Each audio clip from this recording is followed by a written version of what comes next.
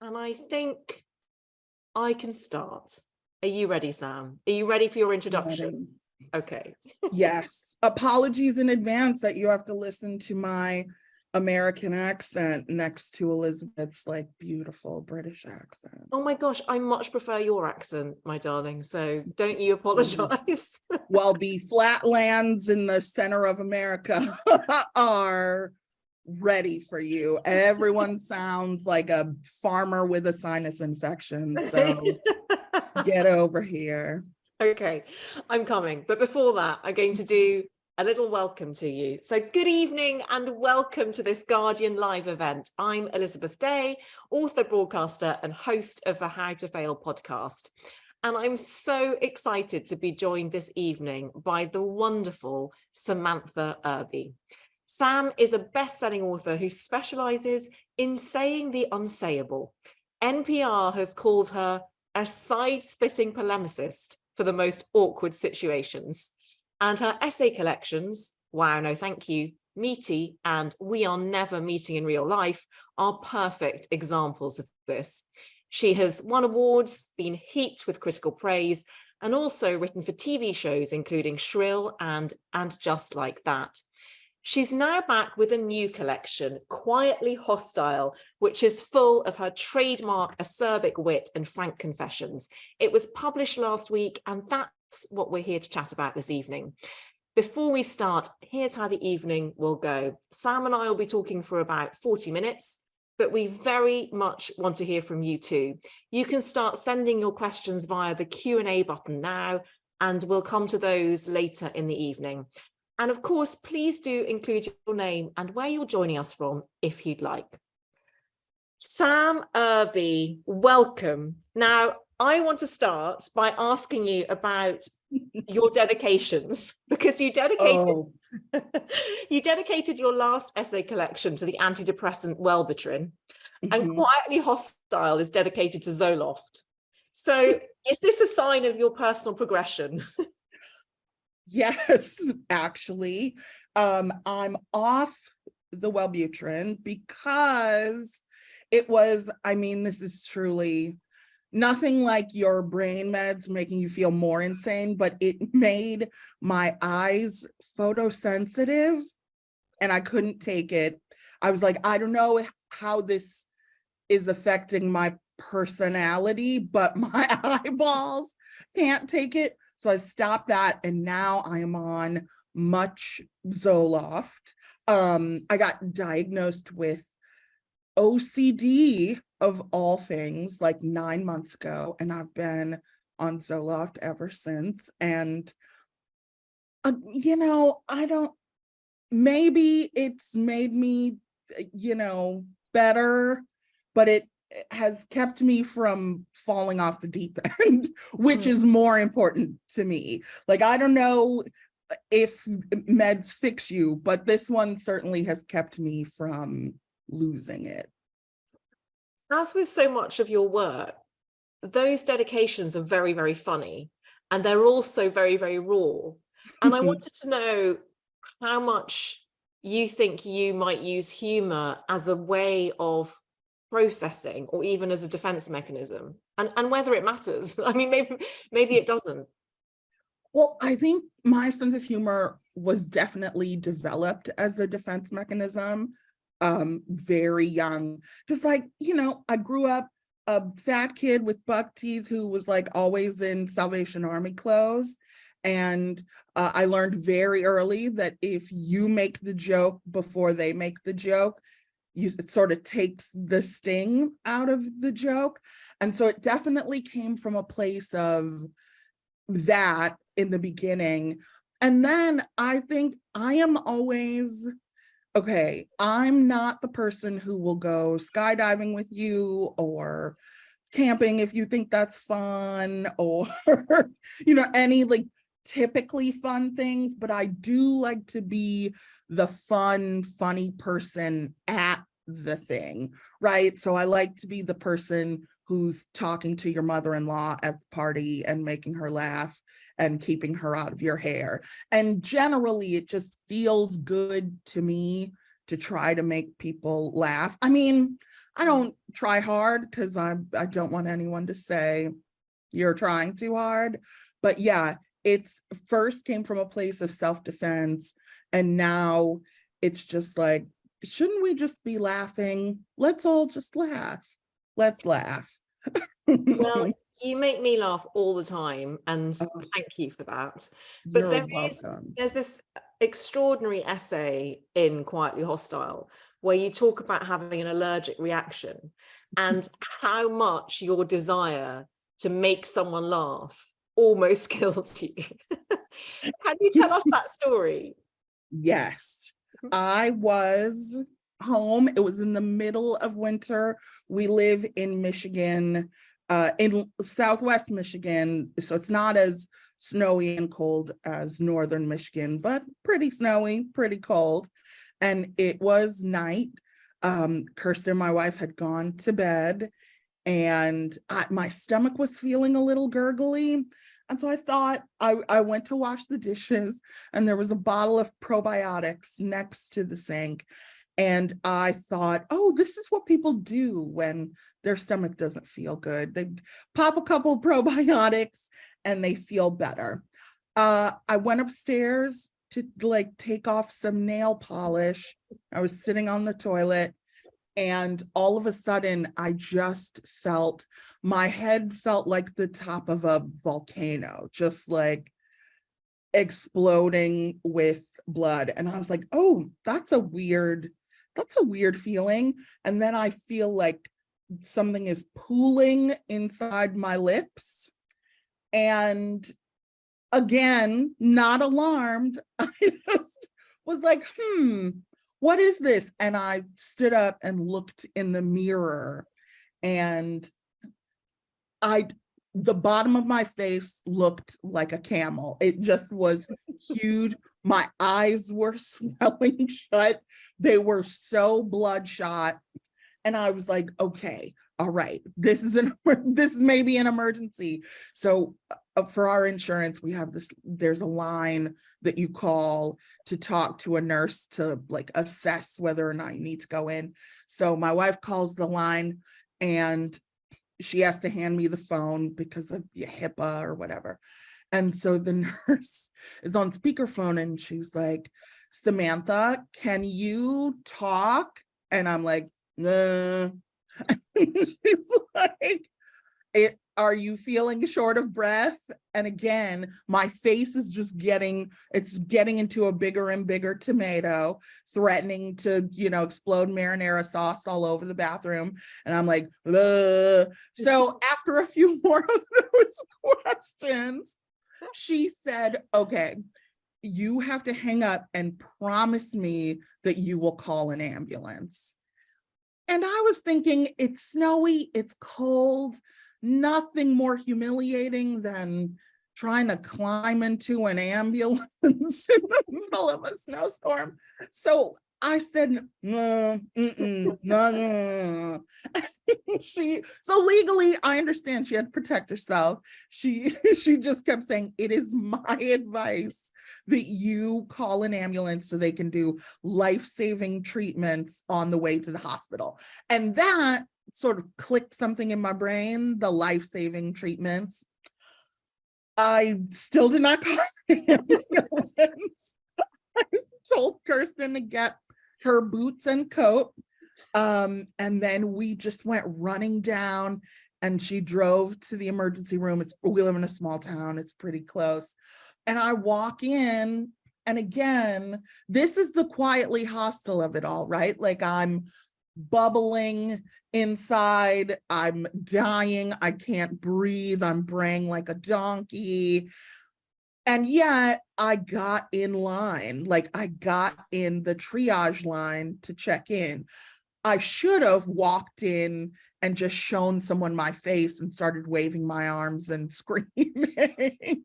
But instead I stood patiently in line with my little floral COVID mask on. And when I got to the window, she asked me to pull my mask away because she couldn't hear me because I was like, and so I pull it away, and she flies back in her chair.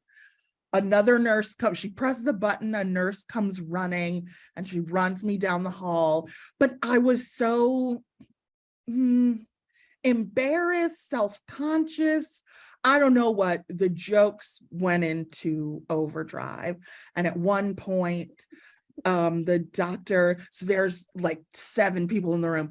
There are like 2 doctors on my left side. There are a bunch of nurses on the right. One is stabbing me with an EpiPen. The other is stabbing me with prednisone. Doctors are on this side. One is trying to take notes, even though I can't talk. Like he's asking me, what did you touch? Where have you been? Like that kind of thing.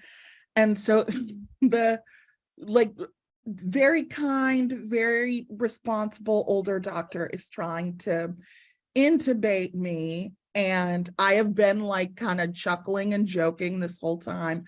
And as he's trying to get the tube in, I was like, oh, I've been married to a woman for a long time. It's been a minute since I've had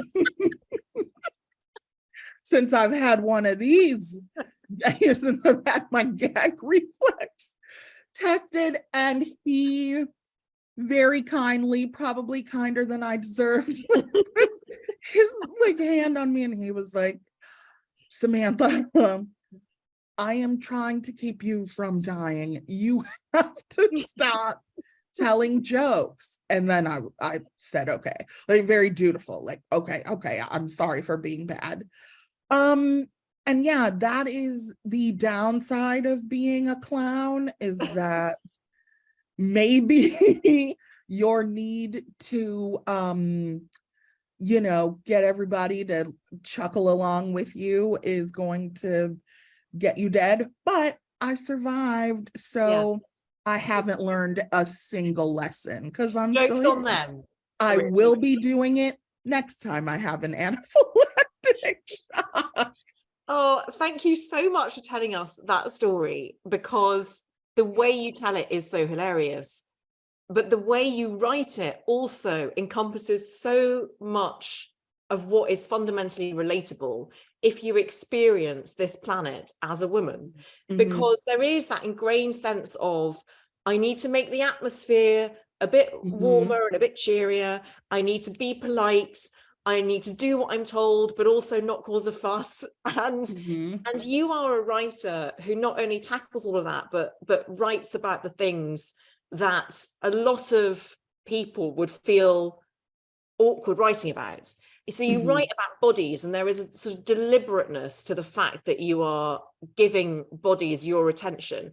And I wanted to know, like, how much of that you think is a revolutionary act as a woman? First of all, you and everyone else would hate my guts if I said, you know, what I do with these little printed out blogs is revolutionary, right? So you're never going to get me on tape calling myself revolutionary. I think, okay, here's the thing that gets on my nerves that people do. When people write down their noses at me, particularly when writing about their own lived experience, I can't get the message because the messenger is so snooty. And so in talking about my approach to everything generally in my writing is we're all swimming in the same murky water, and I'm just looking over at you being like, this sucks, right? Tell me it sucks for you too. Okay, good. It really sucks for me. And I think one thing, at least when I'm 43, so at least when I was growing up, there was very little, hey, this is my miserable experience, or this is a thing that happened to me that didn't feel great, or I was unsure of myself or whatever. And that the feeling of being alone honestly, in a situation that's really normal once you tell someone else, there are so many times I feel that we feel alone because other people haven't said they're going through the same thing. And selfishly, when I first started writing, it was mostly just liberating to me, right? So I didn't have to explain things all the time, or like make myself feel like an exception all the time. And then I found with when people were reading my old blog, they would reach out and they would say, thank you for saying that. Like, thank you for articulating the thing that I don't know how to say, and for not doing it in a treacly way or a condescending way. I don't have very much figured out, and I am happy to figure it out in front of people if that also helps them figure their stuff out too. So I don't know if it's I don't know that if it's revolutionary or if it's just different. You know, I stopped my education after high school. And so this is the only way I know how to write. You know, this is the only way I know how to connect with people. And the fact that it does, like, feels really special. And I don't take it for granted. But I think, I mean, if anyone feels more comfortable talking about their secret stuff because I talk about mine, then like, that's what this is for, you know? It's a very generous gift, and I know that you can't really accept compliments, but I will. I will fight you to the death. Do not say anything nice about me to my face. I will keep giving them to you, but not looking at you while I do it. And then that's easier. Okay. I wanted to talk about the title, Quietly Hostile. You referenced it there in the story about the allergic reaction. And the phrase comes about from a chapter where you are discussing the notion of having a child. And I thought that essay was also so powerful because so many of us, myself included, when we think about procreation, we imagine the best possible version of that narrative. We imagine that we will have a happy, contented baby and will be an amazing parent. And actually what you do in that essay is you flip that notion on its head and you say, well, the chances are my child will be like me. And I don't know if I want another person like that I have to care for. Yeah. And that you can't get rid of. If I had a baby and it was like my carbon copy baby, I would be hiring a hitman, right? Because I can't deal with me. I certainly couldn't deal with me distilled into a little, you know, screaming, angry terror. You know, it's so funny that how rarely, at least, and maybe people are doing it and I just am not in touch, but talking about not having a child, not in the way of regret, or not in the way of like, I'm an empowered, sassy boss and I don't need a baby, you know, because that's not me. But I mean, I found out early on in life, I had insane periods. My gynecologist was like, yeah, I don't think you have baby making stuff. And I was like, great, bring on the unprotected sex. And then a few years ago, I had a uterine ablation, which means the factory is closed for good. She has been microwaved to a crisp.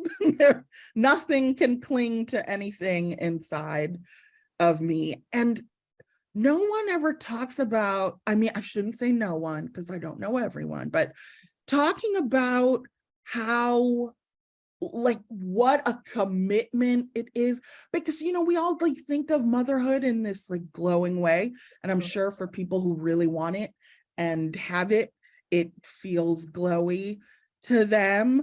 But I can't help but think, and maybe this was because I had a terrible childhood, but I can't help but think about all the things that I wouldn't be able to give, or I wouldn't know how to do, or the drawbacks. You know, I am fortunate that I get to live adjacent to a couple of teenagers that my wife You're a had step parent. given birth to.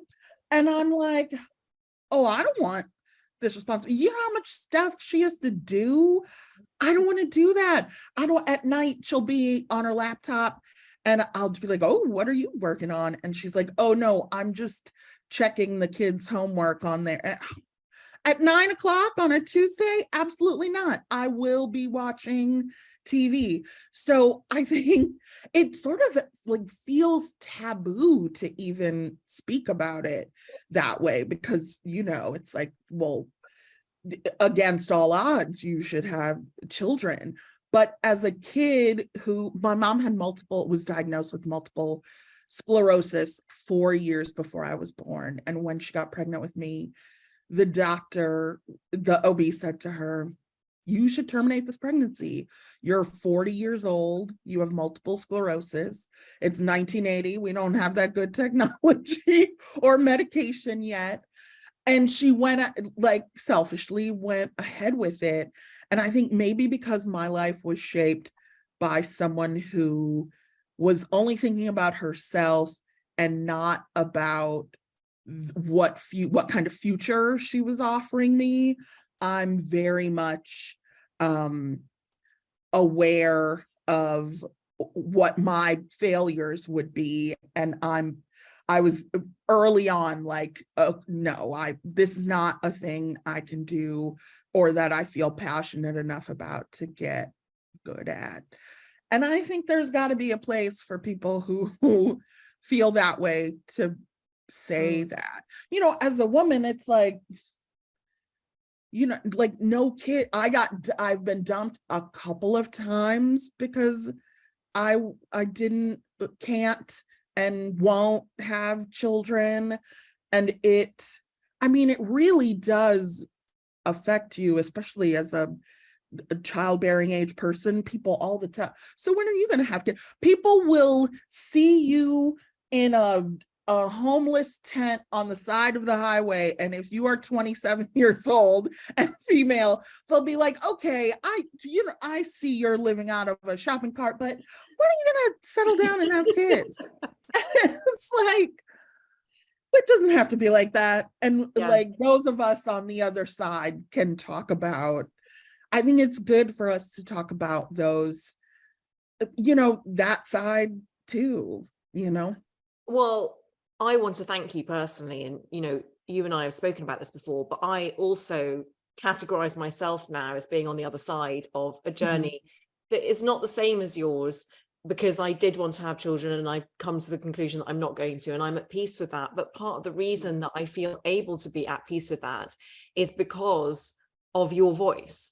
And so I really appreciate it on a personal level, just as much as I appreciate, as a fellow step parent, your theory of detachment parenting, which you outlined in your previous essay collection. It's the only way to stay sane. It is the only way to stay sane around someone else's kids. Yeah. That is, I mean, I don't know if I could ever write that essay. I feel like my wife would object, but there's an art to standing idly by while parenting is happening in front of you that maybe you would or wouldn't do if you were a parent. So cheers to us for surviving that. Yes to us. You mentioned your childhood there, and that your mother required a lot of caring for, and you also had an absent father who had alcoholism, and you write about that in Quietly Hostile. And I suppose I wanted to ask you two questions. The first is, how do you think your childhood has shaped your writing? I think, well, one of the things, okay, so this is going to sound like an indirect answer, but I've always had to have a job, right? No matter what I was doing, because I didn't have anything. I have no safety net, no nothing. And so I've always been like, get through school, go to work every day, work your way up if there's a way up, you know. And I think because I never, and this is a thing when writers ask me for advice, which I'm like, come on, guys, I don't know anything. But the one thing I do say is that, especially in the beginning, if your money comes from somewhere else, right? If your rent is paid from your, let's see, where have I worked? From my dog walking job, then I can be free in what I put on the page because it's for me. And so I think the childhood of having to, pick myself up, go to work, make sure my bills are paid, figure out how to take care of myself. I didn't have to write what HuffPost would want me to write or what Jezebel, I didn't have to like patch together a freelance career because I already had a job. And I think that freedom of not having anyone say this isn't appropriate for us. Truly, my only goal in the beginning was to get people to date me and make my friends laugh. And that freedom, I think, definitely comes from being a person who already had their ducks in a row so that my writing could actually feel like fun writing rather than an arduous chore. I think too, growing up quickly makes the jadedness set in quickly. And I think some of the cynicism that I have grown up with definitely informs my writing as well. The second question I wanted to ask you off the back of that is, what does family mean to you now? That is interesting. Okay. So I have 3 sisters. I only speak to 2 of them because I started therapy and learned what boundaries are. So I had to put one up with my evil sister. But I don't, oh God, this is, okay, you've stumped me, or not stumped me. I don't think,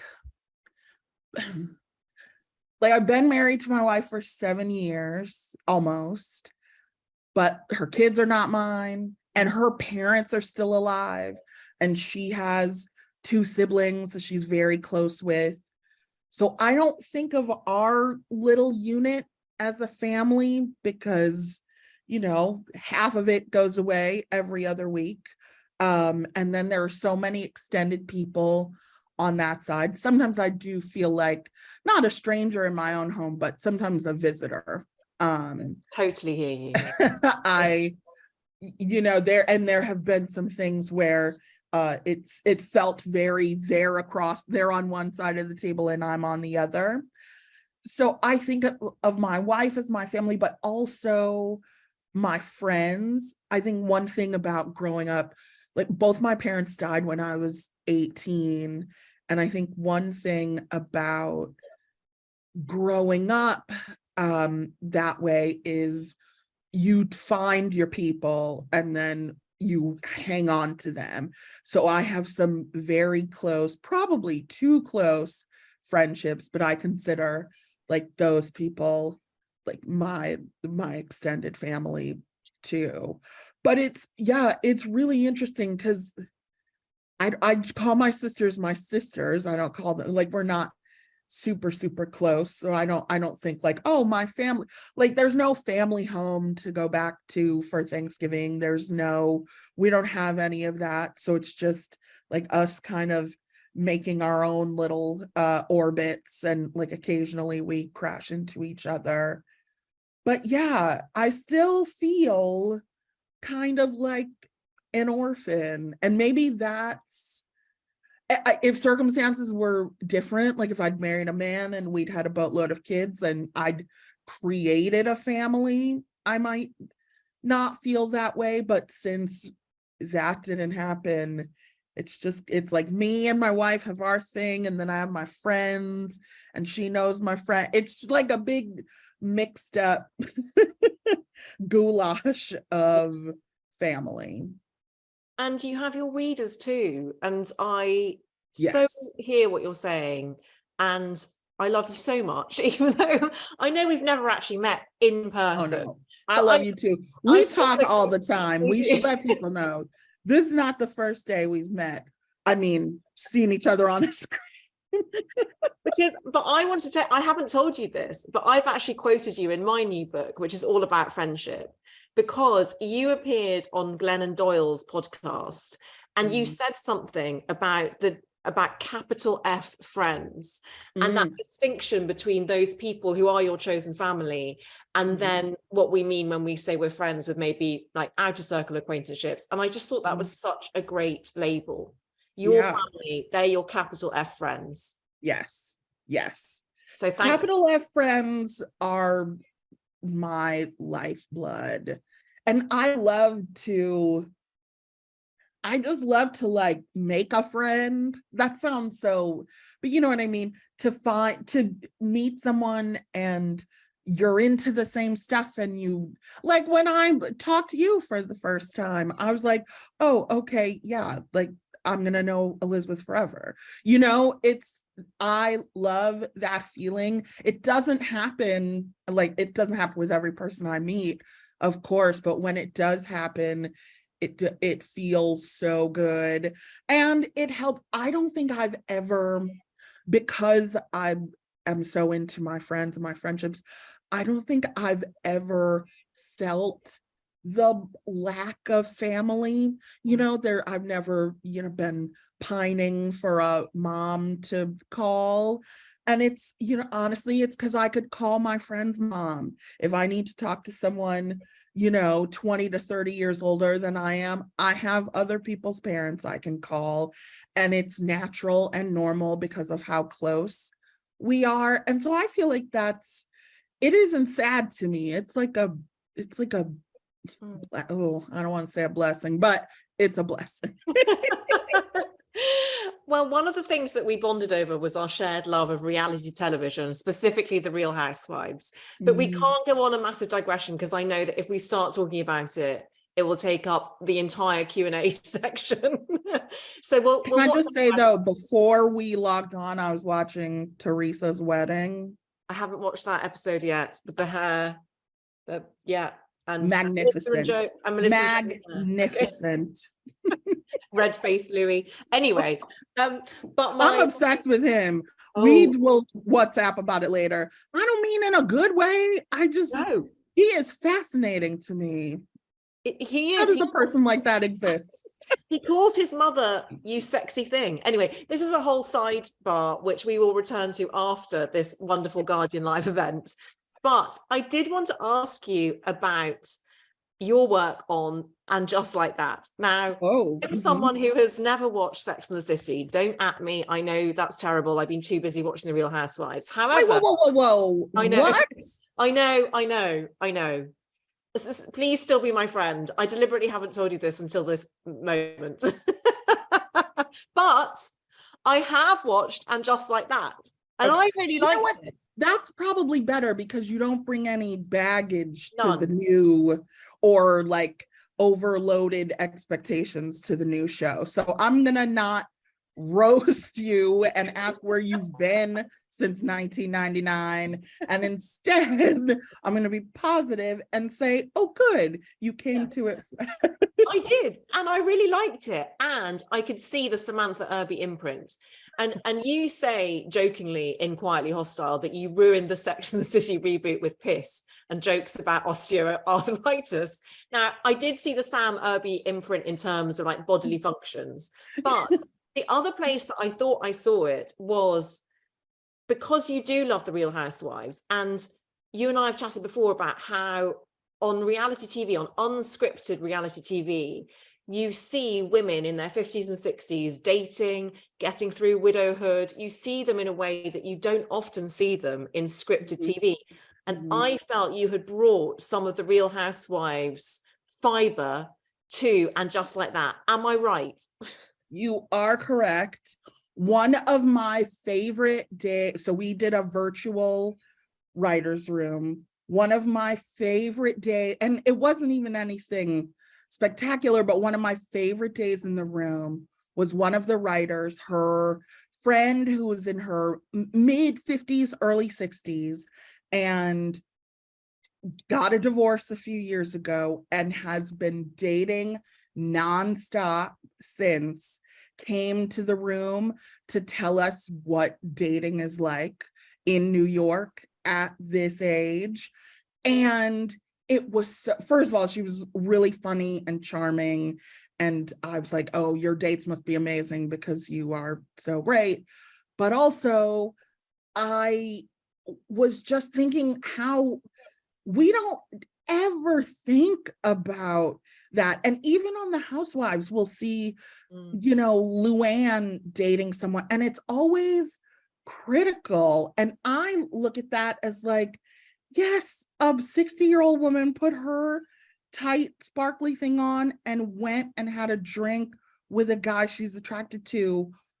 That is not shocking or upsetting to me at all. That is incredible. And we don't get to see it a lot except for on reality TV. And I was really excited. I mean, spoiler alert, Mr. Big, Carrie's longtime love, who's a terrible guy to her, dies. And during my interview with the showrunner, Michael Patrick King, and like these are his creations, so I felt like very nervous. I said, here's the thing about this job. Is Big gonna die? Because I want to see Carrie dating. I want to see, like, we have shows about people who are happily or unhappily coupled up and doing their thing and reading the paper to each other over like croissants in the morning. We've done it. I want to see these girls like having sex. I was like, let's do sex scenes. And that was his whole goal. He was like, that is the plan. We are going to see women of a certain age, like having sex, being sexy, having fun. What is it like to even look for a man when you're 56? Like, where do you find single men? And he wanted to explore all that. And that was so exciting to me. And I'm glad we got to do it. This coming season, you're going to get a lot more of it, and you will be delighted. But it is just nice. I mean, I know it's cliche to say that culturally, it's like women, at least in terms of our movies and TV shows, like fall off a sex cliff on their like 50th birthday. And so it's really nice to work on a show that it doesn't even like hint at it. It's not like the Golden Girls where it's like, oh, Blanche is a slut. It's like, no, they are women with needs and they're trying to meet them and they're trying to have fun. And that was incredible to work on. Well, I loved it. So thank you. And please, everyone, carry on sending in your messages for the amazing Samantha Irby. I am going to turn now to some of the questions that have already been sent in for you from our lovely audience. So Emily in London asks, she says, your essays are so funny and so self-deprecating, but you also open up about the challenges you faced over the past few years. I wonder how you manage and find ways to cope with the more difficult things. Is this where you find using humor as a way through? How do you cope, Samantha? Yes, Emily, I always tried to find the kernel of funny in the bad thing. Sometimes it's very small, but it's always there. There's always like a pinhole of light in a dark situation that I'm like, if I just reach for that one thing I can make fun of, I'm going to feel so much better. I just need to reach it. And so, yeah, I feel, I don't know, because watching, your parents, like sort of helplessly watching your parents die when you're a kid is, it's so dark, and it could consume you. And there is something in my wiring, because at 18 I wasn't like cultivating this personality. I just was reacting to everything happening around me. But it was the thing to hold on to get to the next day. What's funny about this?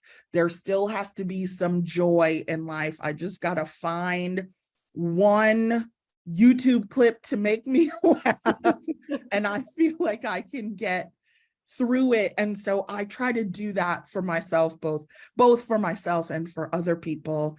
Just give us that glimmer of light to reach for. That sounded too precious, but you know what I mean? The fart joke to reach for is more accurate. There's a line in Quietly Hostile, which I think I want to print out and laminate, which is, being perceived is excruciating.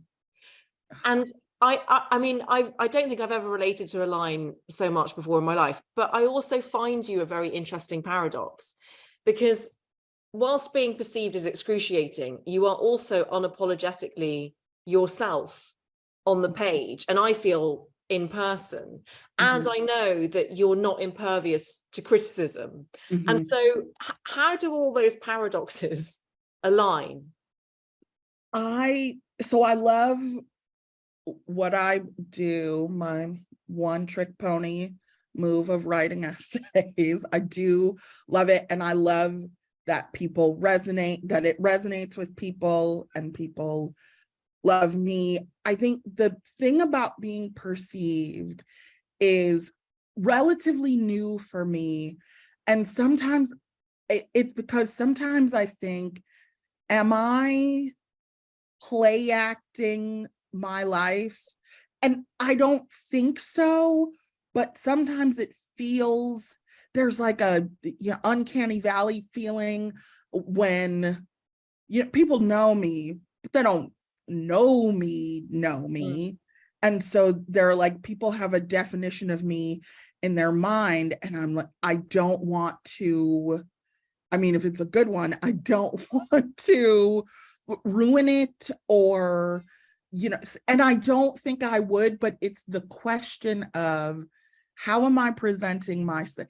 Am I presenting myself in a way that's really me, but that's also relatable and likable? And I mean, this is the trap of making anything, especially if it's yours. I mean, if it's about you, people ascribe a lot of things to you based on how they interpreted something you've said. And as a person, I don't get mad even with criticism. I don't get mad. I get more like, oh, wait, let me tell you what I was trying to do. Or, you misunderstood where I was going with that. You would love it if you just understood this part. And I think you can't do that with what people think about you as a person. With every single person who has an opinion of you, I can't call everybody up and make sure that they actually know the real me and love me. So the thing about being perceived is really just the like push and pull between, I've told them all this stuff, but it's not all of who I am. And if they see the rest, will they be mad or upset or disappointed? It is something that I struggle with, a lot, because you can't just write anymore, right? You have to write, and then you have to sell it, and you have to meet people, and I love to meet people. I'm very charming. I love a hug from a stranger. I don't feel bad, or I don't feel burdened by any of that. But sometimes, just when I'm like alone with my thoughts, which is a dangerous place to be, I think, am I accurately telling people all of who I am? Am I hiding things? That's the kind of thing about being perceived that, like, if I could just you are not going to know this reference because you're too cool, but if I could just be like Krang, just a brain stuck in the body of a big mechanical monster, that would be great, right? It would just be like, oh, there she is, there's her good brain and inside a monster. But because I am a fallible human being, I second guess what I'm saying and doing often and wondering how people are taking it. So well explained. Asha in Bristol asks, I read in an interview where you spoke about a lack of understanding that audiences have of TV screenwriting, brackets, people getting at you for murdering Mr. Big, close brackets. Do you think that's a big problem or part of the magic of TV? Isn't it ultimately a compliment as you've created a story people are really engaged with? Yes, Asha. Okay, let me just say though, I don't fully understand how TV works either. And I do like things to be magical. I'm a person who I love to read a thriller, never see who the killer is, never, literally never. At the end of The Sixth Sense, I was the one person in the theater who was like, what? So I love the magic of it all. That was just me being a little bitch baby for having to atone for someone else's sins. But no, I think, oh, well, here's the thing that honestly that I wish people like knew, like what those titles mean and who signs off. It's never me. Even if I had my own show, it's never me. Everyone you're mad at is in a C-suite somewhere in LA or New York. It's never the little peons at the typewriters. Just remember that. And also remember that the actors are getting $1 million an episode. My sister was like, hey, could you pay off my credit card bill? And I was like, what? And she's like, you got this new job. And I'm like, yeah, I'm not Carrie. I'm huddled over my computer writing words for her to say, I don't have pay off your credit card money. So no, I mean, I think it's amazing when people are passionate about anything. I do the New York Times like spelling bee. And yesterday I was reading the comments in the spelling bee. Like these are true nerds getting at each other over the word, like the word jumble. And I was like, oh man, I wish I cared about anything as much as these people care about whether or not the word limbic should be included. But I would say that, the shots get misfired. And after season 1, I was very much like, it's not me. I didn't do it. Whatever you're mad about, let me put you in touch with the guy in a suit who said it was okay. Yeah, because you write in Quietly Hostile that you got death threats. I mean, funny ones, okay. But yes. Okay. And I was like, is it this year out? Well, one of the other writers, some woman was like, I'm going to get I have Russian mob ties. Again, that sounds like bullshit, but also maybe it's not. But I think ultimately it just comes down to over the tutu lady in the fancy shoes. You have got to be kidding. Get a grip and figure out how to write a letter to the president of HBO. Okay, we have Patricia watching in Berlin. Thank you, Patricia, for tuning in from Berlin. And she says, in a world where we see everyone trying to portray a perfect life, I really appreciate your humor and honesty. In particular, thinking about your shit happens chapter. Was there anything you thought you couldn't or shouldn't include in the book? And why do you think it's important to share these stories? I think you've said why it's important to share the stories, but was there anything that you thought you couldn't or shouldn't include? No. Here's the problem, and it's a big one. I'm at the point where they mostly just let me do what I want, which is unhinged. I do just do whatever. I'll never do anything that intentionally hurtful, especially to someone, you know, who I still care for.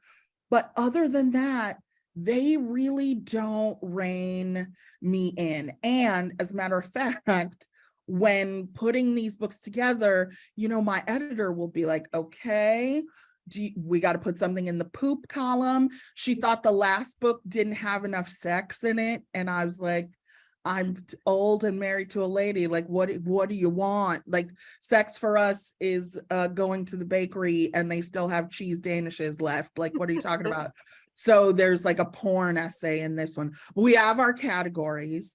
And then I have, you know, things I've written about before that have an update.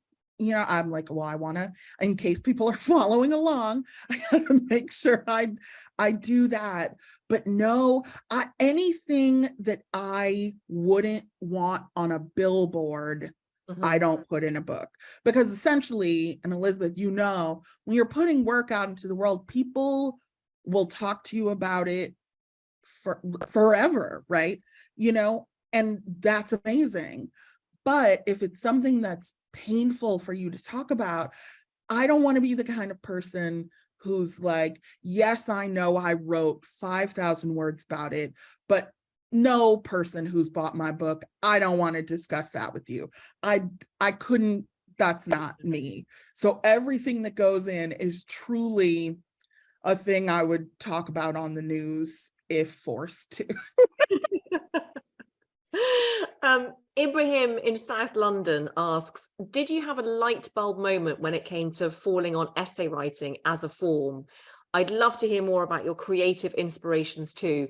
Thank you so much. So polite. That is so, I mean, okay, I should move to England, right? Everybody's so nice. Oh my gosh.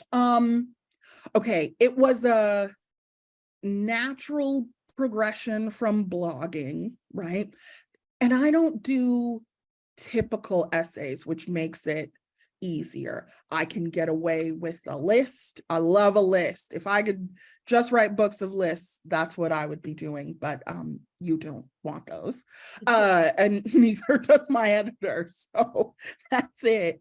And like blogging, I really do. I know it's like a funny thing to say, but I really do think of these as printed out blogs. And some of them have structure.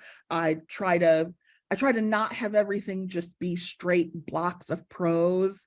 That is not exciting for me to read. I would never put anyone through that. As far as inspirations, I grew up listening to a lot of like old stand-up, like Richard Pryor, Robin Harris, Red Fox, like that kind of thing. And the conversational tone of their work has always really resonated with me, because essentially, I mean, I guess it depends on which comic you're talking about, but they're taking an anecdote from their life and spicing it up for you. I need more words to spice it up, and so I don't do stand-up. I put it in a book. But like, I think I have a stand-up soul, but I'm also a coward, so I will never stand on a stage where people are encouraged to say horrible things about you. And as far as like creative, like the subjects I pick, truly, if I get lit up by something, right? There's an essay in this book about QVC because I found QVC and love QVC. Those things naturally lend themselves. I'm like, oh, yes, no one is as insane about QVC as I am. I'm going to write about it. It's a funny topic.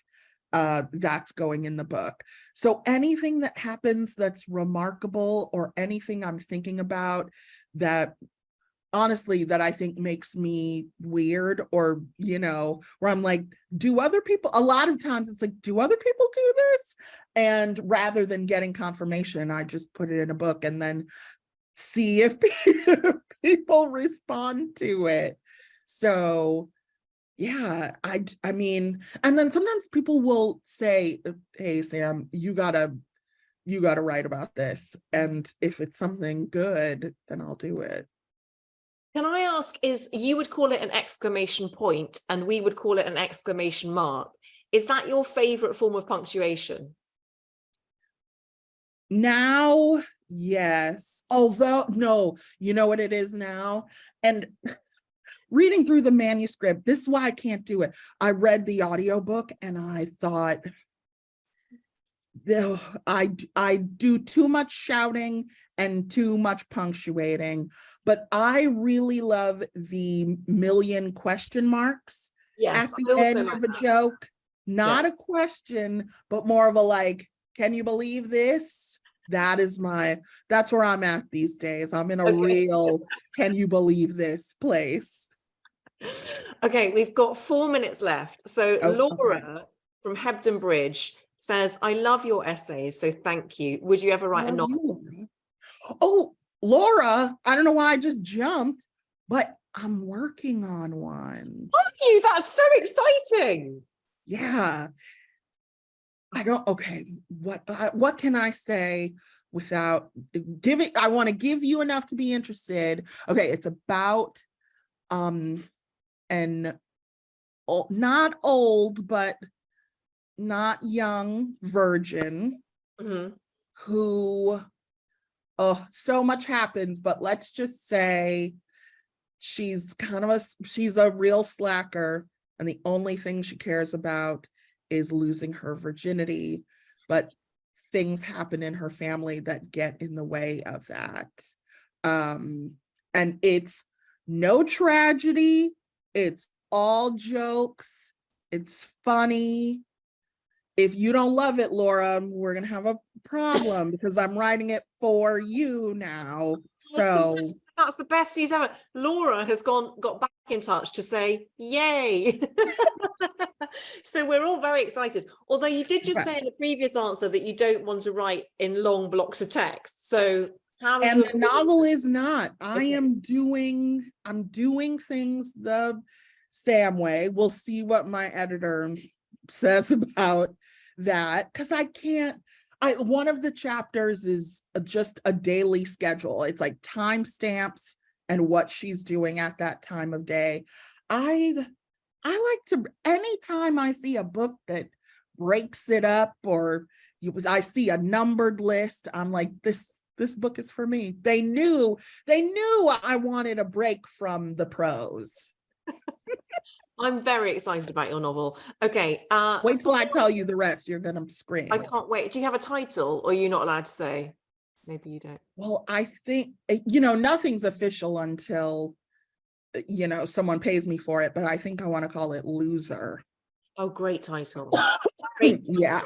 Yeah. Okay, final question is from Nina in East Yorkshire, who says she's loving this conversation. So we love Nina. Yeah, we love you. She asks, if you could write for any TV show currently airing, what would it be? Great question. Oh, this is a cheat, but I know it's about to end, but if I could have gotten in on Succession, that would be a dream. I don't know anything about business, finance, technology, buildings, fancy suits, jets, clothes, but I would love to be in there in that writer's room so I could constantly bang the drum of, when is Roman going to have sex with Jerry? I know. It needs to happen. We only have one episode left. I know. If it doesn't end with them in bed, I will cry. If you could be a producer on any Real Housewives show, this is from Elizabeth in South London. Which Real Housewives show would it be?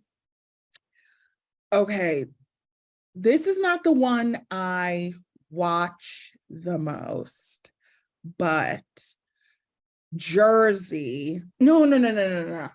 Miami, because those women, both Jersey and Miami, the level of decadence, the outfit every day, the outfits, the outfit. They do not own sweatshirts. They do not own flat shoes. They are always done. And just to be around that glamour while getting to dress like a schlub, is that too American a word? No, like okay, a vagrant. It would be a dream. I would just be in awe watching all the pretty ladies walking around with their jewels on. So first Miami, and then, I mean, I speak good enough Spanish to hang in there, but if it gets too tough, I would go to Jersey, because they all seem like people who would invite you to their house and have a full pasta spread for you. And that's, I mean, that's what's important. I don't want a little cheese tray. I want Nona's lasagna. Yeah, with the squid in the saucepan. I hear you, and Yes. you are beloved on this side of the Atlantic. Samantha Irby, thank you so much for giving us your time and for sharing your words. And if you haven't already, please rush out and buy Quietly Hostile. It is Samantha Irby's newest essay collection. It is brilliant. It is hilarious. It is perspicacious in all the best ways. And thank you all for joining us and for all of the brilliant questions.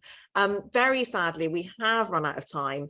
But if you liked this event, there's plenty more to get your peepers on. There's a busy programme of online and in-person Guardian Live events over the coming months.